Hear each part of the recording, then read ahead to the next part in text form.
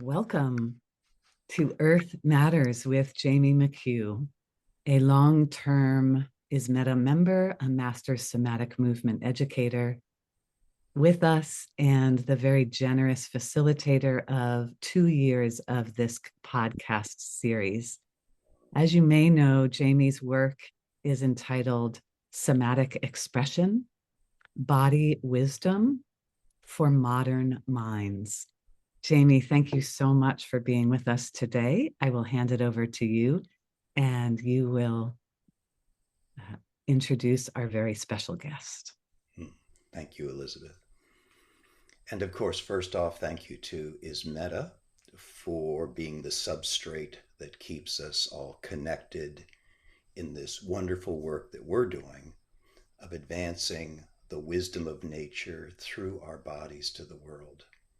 So I'm very happy to be a longtime member of ISMETA, and for those of you who are coming today who are not members of ISMETA, I would heartily encourage you to join up because this is an important aspect, for me at least, of Earth stewardship and Earth reparation, starting with ourselves, the body of nature here. So for those of you who might have followed the series and those of you who may not, I just, in looking back over the series, I was aware that we had so many different flavors of action to stimulate people's creativity. And of course, a lot of body mind centering practitioners were part of the conversations, starting off with Satu and Martha Eddy. Satu, who started an ecosomatic class in her master's program in Finland, and Martha Eddy, of course, who's one of the moving forces behind Global Water Dances, a community action using dance to bring awareness to water. And then, of course, we had different things represented. Somebody from Extinction Rebellion, who was also an archaeologist and exploring deep time. We had performance work. We had homesteading, both urban and rural homesteading. An organic farmer who is connected to community-supported agriculture, so people supporting organic farming and supporting farming as an act of reverence for the earth. We had the relationships with the more than human world. Paula Josa Jones with her horses, another woman, I'm of course forgetting her name, who does wonderful work with land stewardship and really paying attention to how plants can speak to us. We can speak to plants and ecosystems. We also had this whole idea of how do we gather together for emotional support through the 10-step program of the Good Grief Network, and such an awesome name, of course, coming from the world of peanuts. We had climate storytelling, we had ritual. So all these various aspects of action to stimulate creativity about how can I participate in the care of the earth, because as we all know, the earth gives itself freely to us and gives us life. And how can we give life back to earth? And as I was thinking about, who I wanted to invite, I was all of a sudden aware that all of my mentors, teachers, have passed. Anna Halprin, Emily Conrad, my native teacher, Lauren Smith, and that Bonnie was still on the planet. I was like, yes, I want to invite Bonnie because I love Bonnie and I love her presence and what she offers to the world. And for me, it made a lot of sense. And as I said earlier, I didn't know that this was going to be the last of this series until I started writing the announcement. And I thought, okay, all things must pass and come to an end, and how wonderful to end this series, to be in dialogue and sharing an experience with Bonnie, who for me has really brought forward just so many delicious ideas.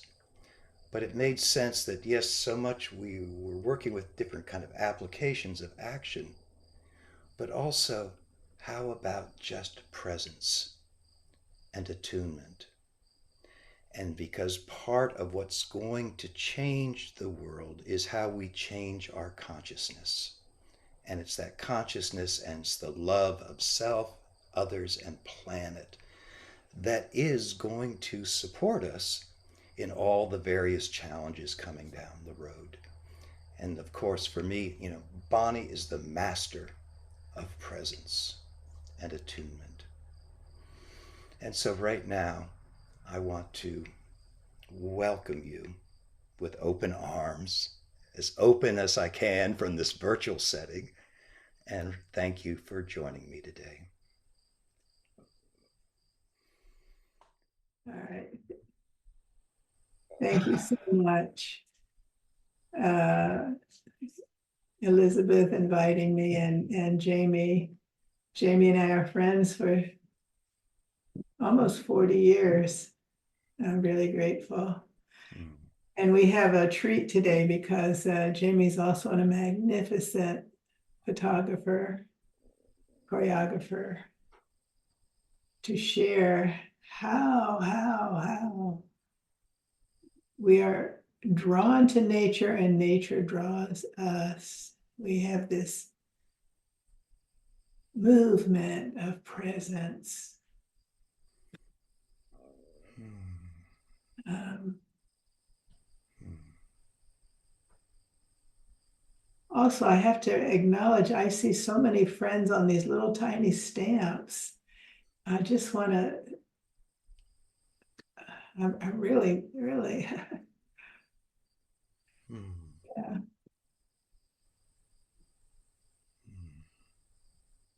I'm going to ask you, Jamie, to keep going because I'm still filled with being here with so many wonderful friends.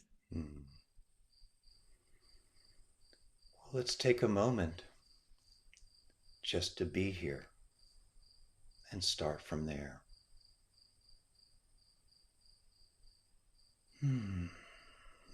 So whether you want to keep your eyes open or close your eyes to attune within or without, we can all just take this moment.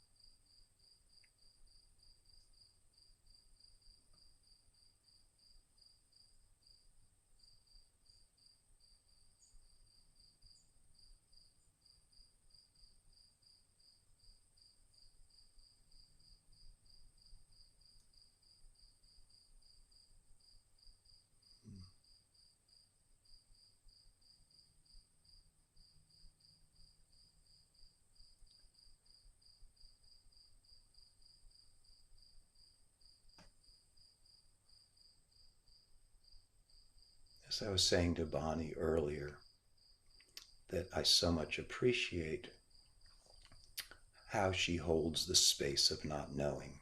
And for me, that's been very important, the not knowing, and also just allowing for stillness and silence. That it's such an important aspect of our rambunctious movement, all the internal movement that's happening within and without, and just that settling with it all is so incredible, almost countercultural in a way, of just saying stop, pause, be.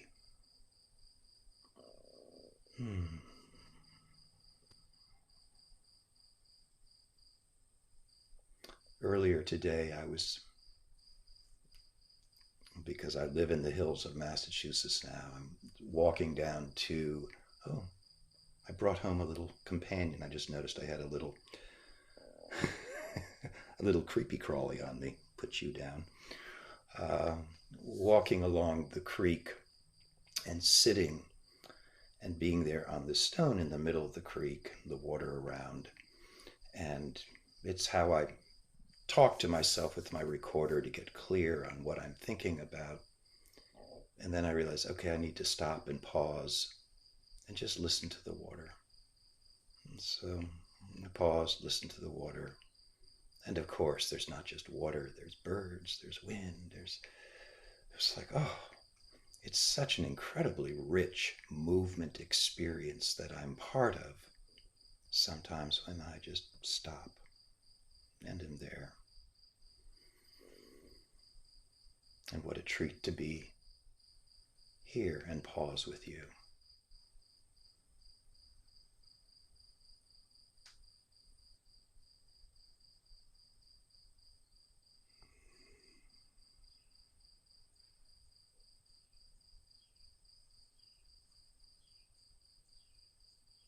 One of the meditations or somatizations or natural pauses that I've been exploring is, well, through breathing.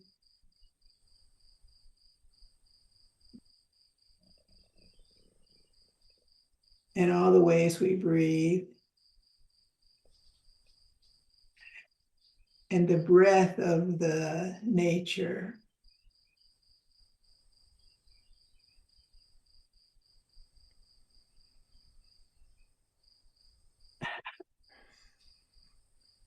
And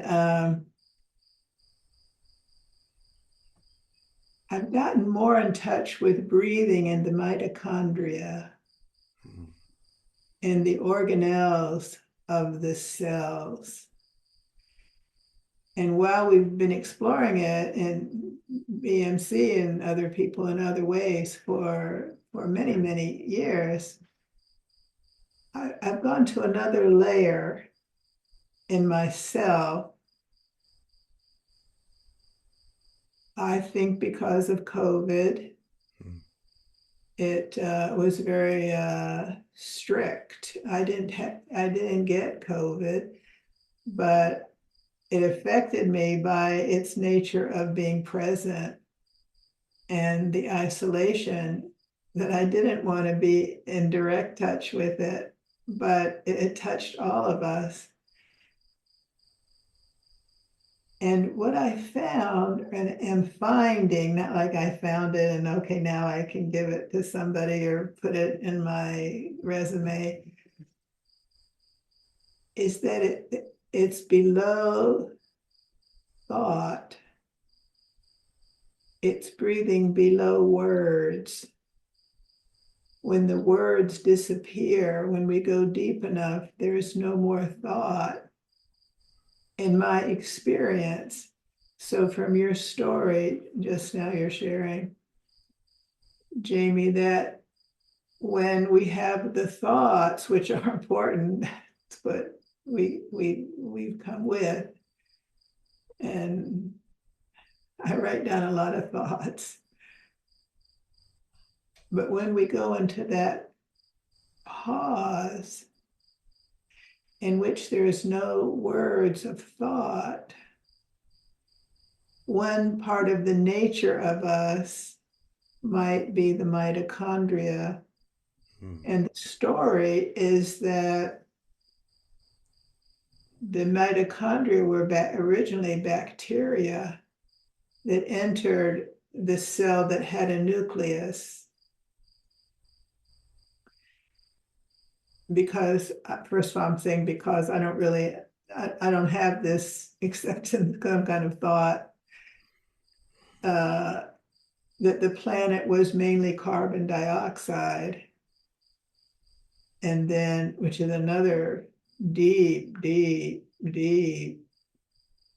natural something. But these bacteria that we call mitochondria could process oxygen as oxygen began to somehow carbon dioxide becoming, they both have oxygen.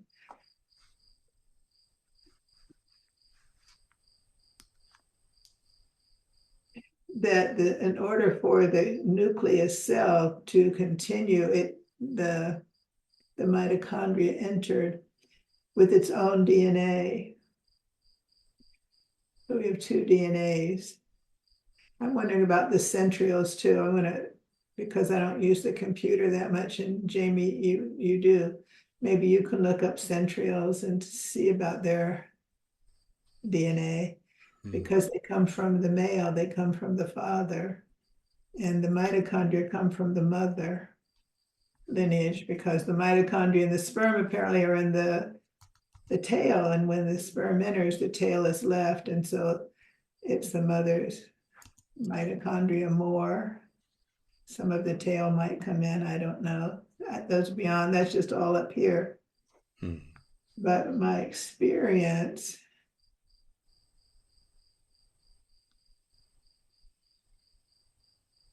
when I drop deep enough into the cells, I no longer have thought as words.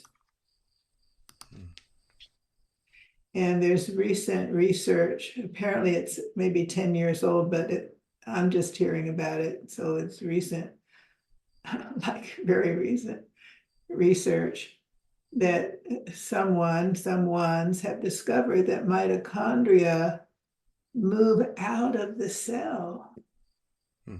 You better look this up, because just because I say it doesn't make it true, but that they contact within the cell, the mitochondria communicate. They have some kind of a ways that they can make direct contact, or they can travel through the blood or through the interstitial fluid. Look it up, gang. But that they help each other. So if the cell has mitochondria that are struggling, one that is not, one that has health, vitality, will help that one. And then I feel that, well, what about the mycelium and the trees, that the mother tree, or you can call it the father tree, whatever, the tree that helps and spreads information so that the surrounding area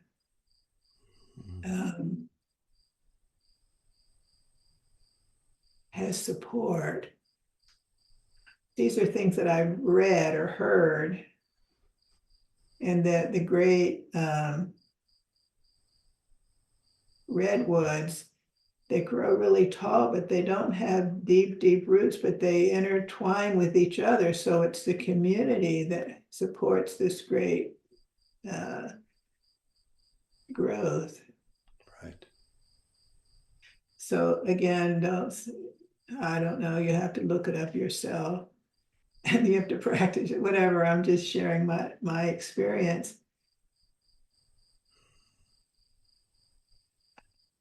And the other thing I find that in hands-on work, if we have more than one person, maybe recently there were 3 of us with our hands on someone. And when we went deeper, we could all feel each other. So we know that experience, those of us who know that experience. But now, through this new research that the mitochondria can move out of the cell, and that maybe they can do that because they were originally bacteria. They had their own existence. I'm making up a lot of this, gang, I don't really know, but I do know my experience. And through Zoom,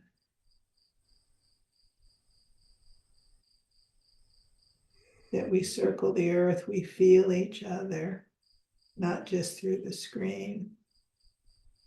And when we lower our arms, it's still there. So when you speak of presence, and I know you've prepared a wonderful video for us of nature, and I've seen your work in person, your home. We know. We know each other at this very intimate, non-thinking place. a tree, it's the water, it's a bird, a dragon. We we don't have to. Thought is wonderful. I don't know anyone who's written more about this, and the other, right? Mm-hmm. How do we bring it to consciousness? How do we take it from consciousness into this calm knowing?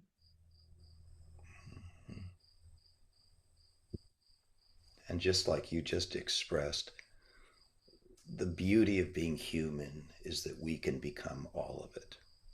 I mean, I love cats, but a cat basically has its repertoire of movement, but I can take that on. I can become cat-like, I can become tree-like, I can become cloud. And it's that mutability of the self that's so powerful. You know, the improvisation of life that we can participate with as sentient beings is unbelievable. If I remember, even in walking, sometimes like, oh, I'm going to be a little homolateral for a while. Now I'm going to be contralateral, and now I'm going to do this, and to just shake it up, because shaking it up always allows something new to arise. And that's one of the things I've really discovered in this last year, particularly being on this land, now that we're sharing this land and doing a lot of growing of vegetables and native pollinators and flowers, that there's a lot of functional movement required. So the functional movement is good. And I like that feeling of being close and involved that way. And then I have to remember, okay, you've been too functional for a while. Time to go dream. So to take your body through the woods into the river, and to go in the cold water, which is kind of my daily ritual here, is just to go to that cold water and become that effervescence. And it's to remember, it's like, oh, I have this dreaming body as well as this functional body. And it's important to keep the dream alive, because we have so many functional demands, not only individually in our lives, but also in terms of our communities and the world politic right now. There's a lot competing for our attention. And so I have to remind myself, take good care of the dreaming body.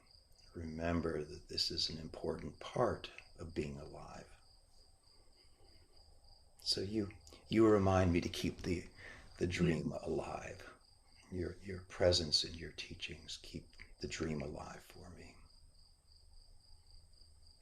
And even though sometimes I'm totally perplexed, it's like, what is she talking about now? I don't know, but it sounds cool, and I want to get a flavor of it. And very often I find that transmission, as you were talking about, below the level of words and ideas, and just through how it kind of percolates through you. So that's been a great teaching. Life is percolating in a lot of ways to be received if we can dream into it. This might be the time to start your video. I was thinking the same thing. We're in tune.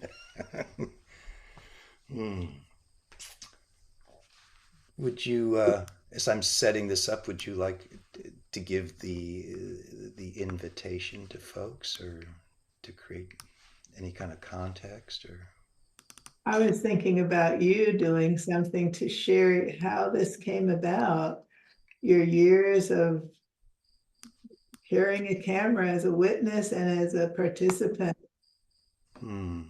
in this earth, on this earth.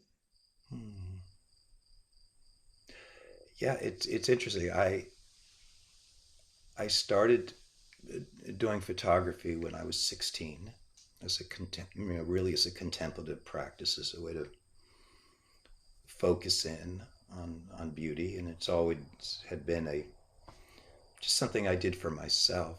And then in the year 2007, I was inspired by seeing a friend of mine's show at a local cafe and thought, I want to do that too. I want to bring my art out into the world. And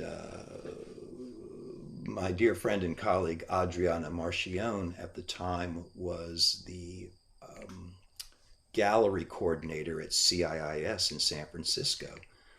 So she invited me to do a show. And one of the things that I love doing is getting really close in to something and then blowing it up into a 20 by 30 image. So bringing the minute kind of into its fullness that can then be perceived. And one thing led to the next, and I was doing this, and I realized at a certain point the art market was not a good place for me to put my energy and attention. And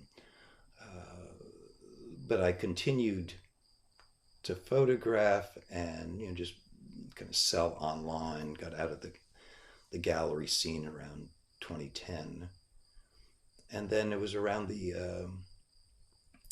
it really all started for me in terms of being online with it after Trump's first election, and just aware of just all the kind of just the anxiety, and particularly coming through the internet. And I was living rurally at the time on the Sonoma coast, and so I was away from city centers and things like that. And I thought, well, what can I do? What can I do? And one morning in meditation, out of nowhere came this thing: create 7 days of beauty. And I thought, okay. So I decided to create 7 days of 5-minute videos of my images, kind of one blending into the next, along with some ambient music as a way just to help people slow down. And at the time, one of my friends in the community I lived with lived in, Francine Shapiro, who created EMDR, saw my videos and what I was doing, and just like really encouraged me and encouraged some of her people in her cohort to use these as ways to help people regulate their nervous systems. So I thought, okay, I'm on to something. I just wanted to start with beauty and just calming, but if it can also help in the therapeutic process, awesome. So I started making these videos, and I continue to make them as kind of my offering to the world of just to bring nature into our lives in a more direct way, particularly for people who are in more urban situations or bedbound, or just to drink it in. So that's really the story. There's more I could say to it, but of course, that for me, it's important as a process, even if I don't do anything with the photographs, to harness my own witnessing and participation with the planet. And that I find that if I really focus in and focus and do it, and then set my camera aside and just open up to just moving or singing or being still, and then I can go back in. So it's a process of focusing and wandering. I guess that's the way I think of it. It's kind of how I teach: focus and wander, focus and wander. So maybe we can wander with you as you turn it on. Sounds awesome.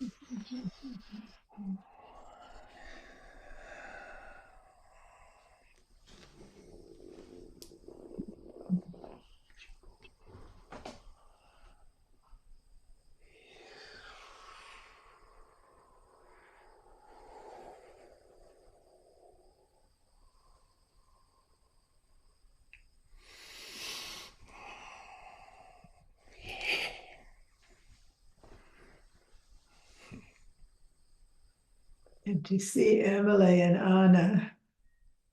What a treat. Mhm. You brought them fully into the space. Yeah, as I was making the video, and I thought I was finished, but I thought, no, I'm not finished quite yet. There's another piece, and that's when I realized I wanted to bring Anna, Emily, and Lauren. That was the man in the by the fire in the roundhouse. And I thought it's important to bring their nature into this nature. Yeah. I felt him too, but I didn't know him, so I felt him. The others are part of me. Yeah. Maybe now him too. This might be the time to open it up to others. What do you think? Sounds wonderful.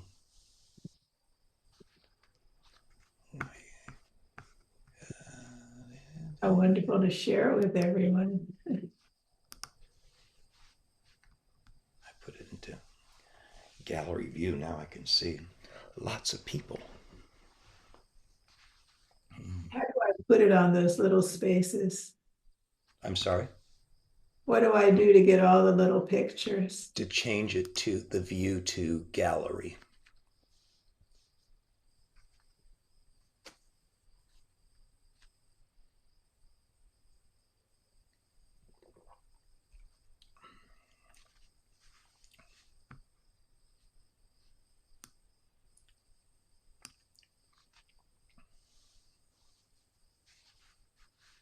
I don't know where to look for gallery. On the upper right hand corner of the Zoom screen, it says view. I got it. I have forgotten. Yeah, no problem. Elizabeth sent out a message in the chat that if you want to speak, please raise your digital hand and she will acknowledge you.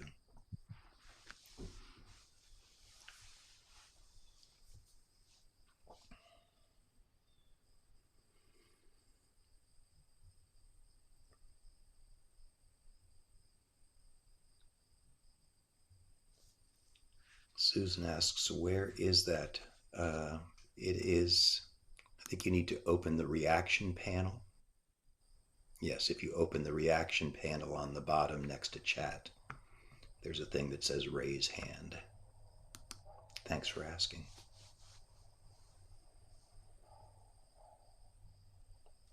I see a lot of people I know. Hi. Ellen and Penny and Sylvan and Maya, Linda. I see Donalia's hand is raised and I'm asking her to unmute. I just want to say thank you for this blessing. Bonnie, you're such a treasure, and Jamie, so are you. And when I saw Emily's picture, lots of water flushed through my whole being. So thank you. And Bonnie, I'll be talking to you. Don, my brother, who you know very well, Don Van Vliet, the centrioles, mitochondria, microtubules, he was passionate about it. So I will send you some of the things he shared. So thank you.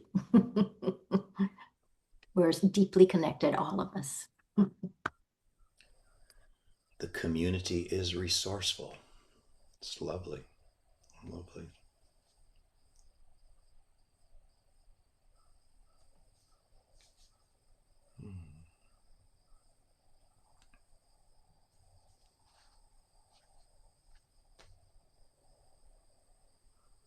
There are many messages of gratitude in the chat as well.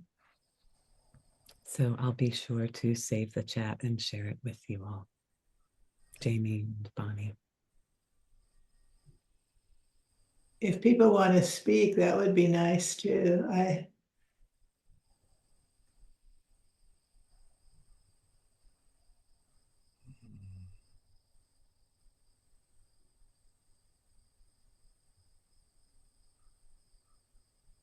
just want to just add something since Donnelly acknowledged Emily.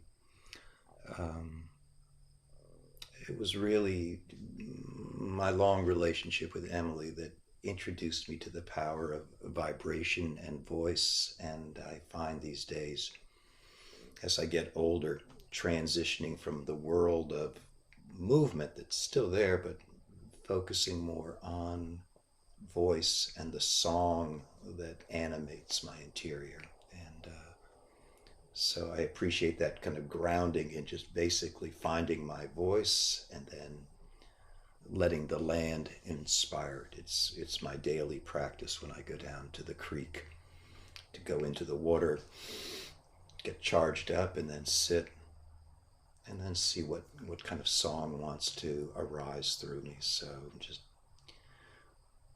many thanks to Emily for that initial support.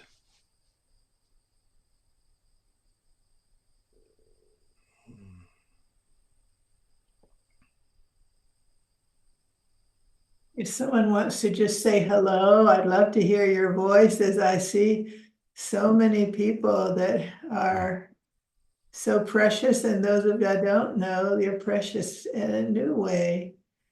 But I'm seeing people in Europe and around the country here.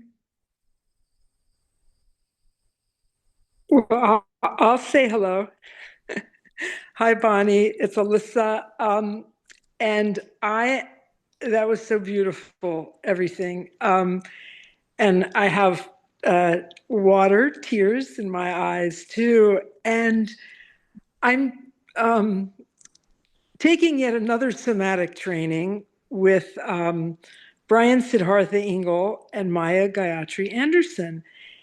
And Brian was talking about mitochondria recently and the microtubules inside the cells, the microtubules inside the mitochondria, and the light, like little light tunnels. And I think you understand why I'm interested in light from the inside. And that was so fascinating to me. So I don't really know what the science is that has come out, and I don't know if I care anymore because I'm tired of science. But I appreciate you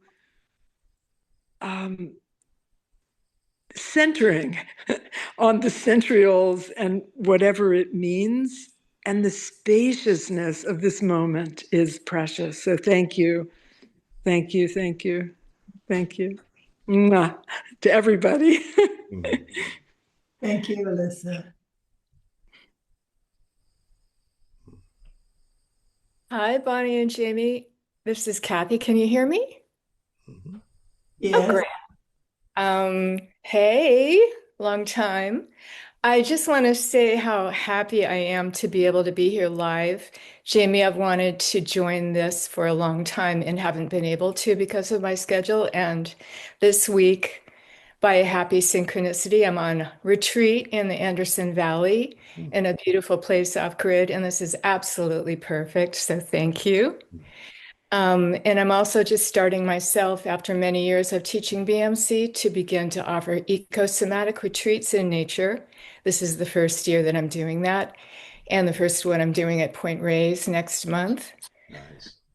Yeah, I'm so happy and excited. And Bonnie, I just wanted to share that this brought back for me when I was in your teacher training in maybe 91 or 92, when you were first beginning to work with the subcellular structures, you led us in a somatization of the mitochondria. And that was one of the most powerful experiences I've ever had.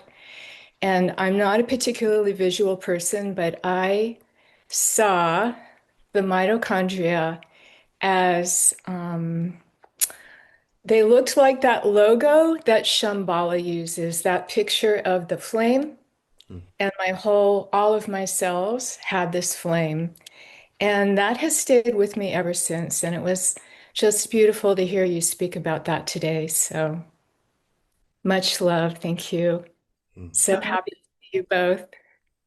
It's wonderful to see you after so many years, Kathy. Well, we live across the bay from each other. It's so crazy. Oh, I remember the parrots outside of your window. Oh my God.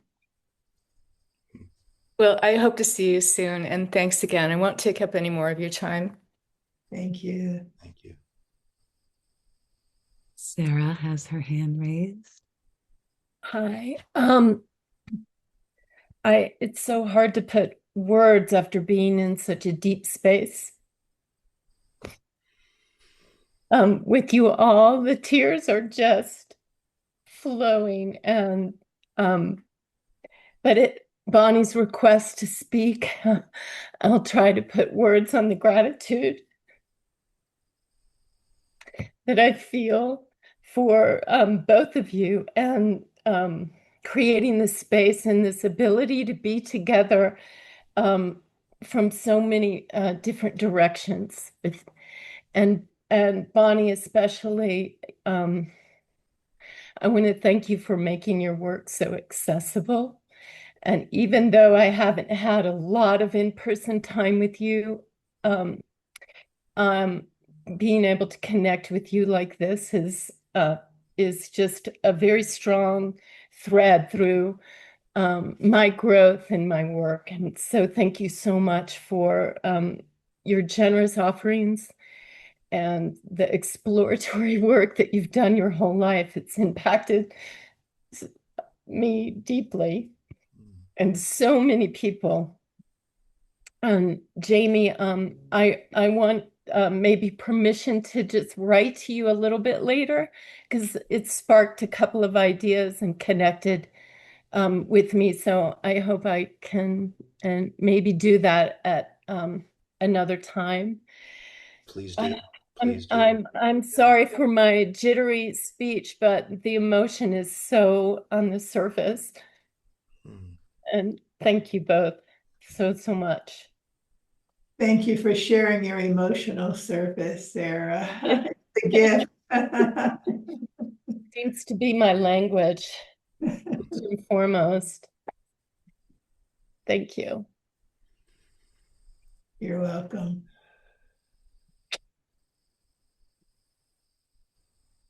Oh, hello, Bonnie. Hello, Jamie.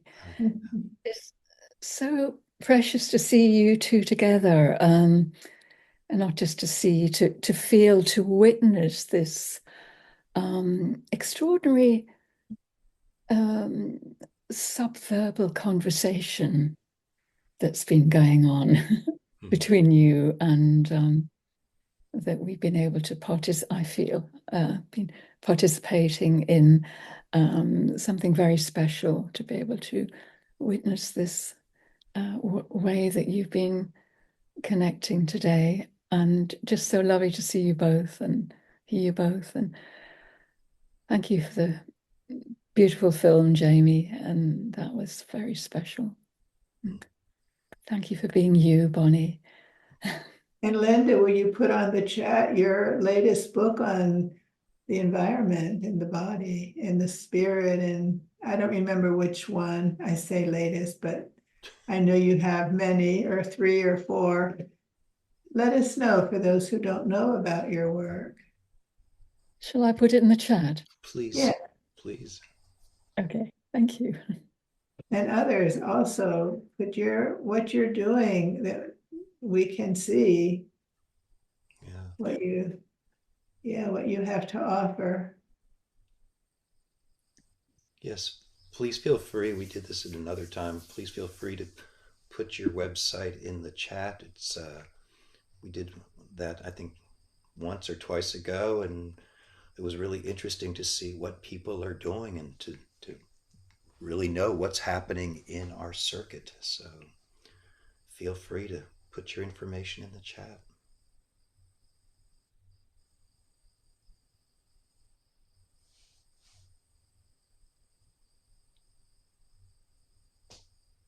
Clementine, I think you're next. Yeah, hello, Jamie. Hello, Bonnie. I haven't met you in person, but it's a great honor to meet you, at least online. I'm recently registered with the ISMETA, and I teach ecosomatic workshops in Vienna, in Austria. And yeah, I just wanted to say that in your presentation and talk, I was reminded of the power of pose, being present, sound, and attending to each other. And it was a great reminder because sometimes it's hard to convey what ecosomatics is and how do you bring that, to more people. And today I was reminded of those basics that can touch a lot of people. Thank you for that. Thank you.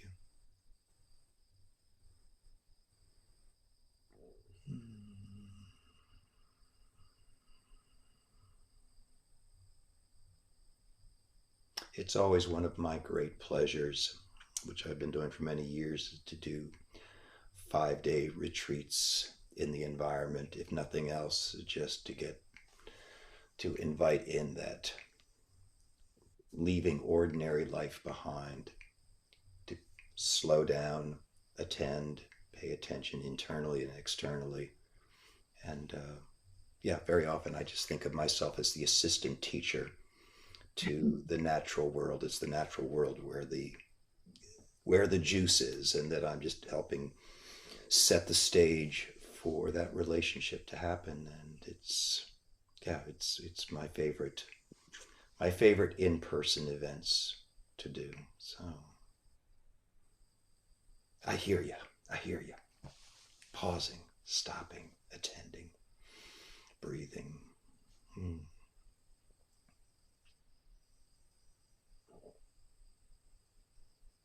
Carol has her hand raised, and then Susan put in the chat that she would be happy to make a comment if there's time.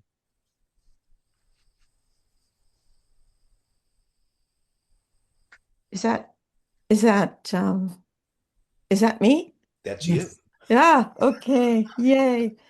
Bonnie, Jamie. Wow. Wow, so great to see you both. So great to be here with all of you. And I just feel that respiration, the cellular respiration through the quiet, through the mitochondria, through Jamie. Your film is just bringing that together, and how both of you have brought all of that in connection to everything, to being present, to our humanity, to what's going on in the world, and making those incredible connections to everything. And particularly this moment in time when our world is dealing, as you said, Jamie, with so much, to feel this moment in community with all of you. And Bonnie, as your teachings have brought us into our deepest humanity and ourselves, in order to know our own humanity, in order to know other humanity, and to connect that with the life, the deep life that is not in the human world, which, Jamie, you have really expanded into. So underneath all of that, to breathe into what's living and to what's dying, and what is beauty and what is tragedy, is so important today. So thank you from my heart to both of you. Thank you, Carol.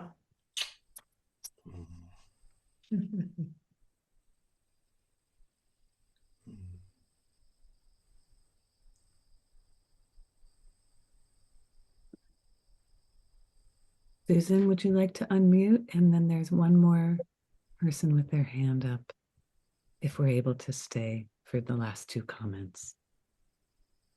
First, Susan. Yes, thank you so much for this gathering, first of all.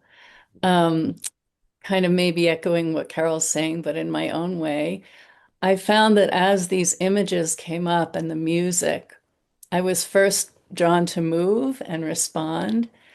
And then I found that theme you'd brought up about the redwood tree and the mycelium, Bonnie, and talking about how we as a community have the strength then to grow that tall. That's how I felt it. I found myself during the video scrolling just very slowly through all of the images of all of us. And many of you I know, many of you I don't, but just that deepening of the sense of community that you've formed for us today, that we've formed as is Meta, was just so moving. I know in these challenging times, we're each doing our best to make our own contribution wherever we are in the world. But just that moment of getting to feel our interconnection was so revitalizing and empowering and sweet. So thank you so much for this offering today. Thank you, Susan, and hello. Hi, Bonnie. Good to see you after all this time.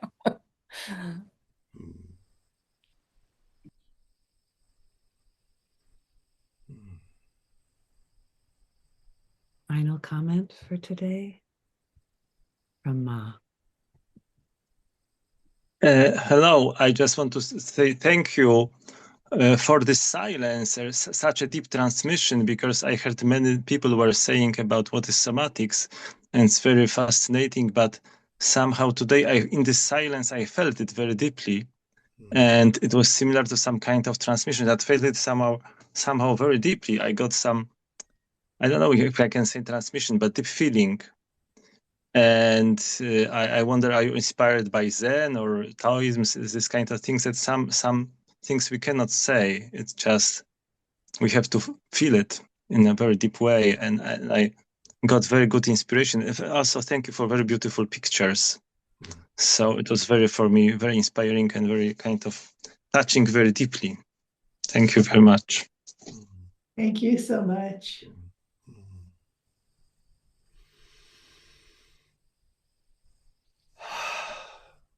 Bonnie. I could just say that we're also grateful for the silence and the quietude. But Bonnie, the roar of awakening is what brought us together years ago. And so I give you my best roar. Thank you. Thank you, Cynthia.